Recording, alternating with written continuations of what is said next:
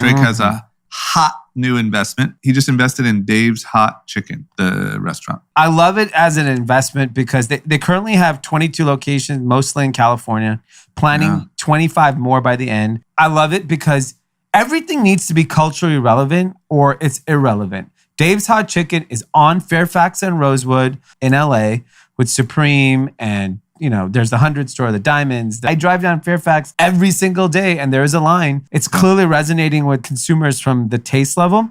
And then now you add Drake to it.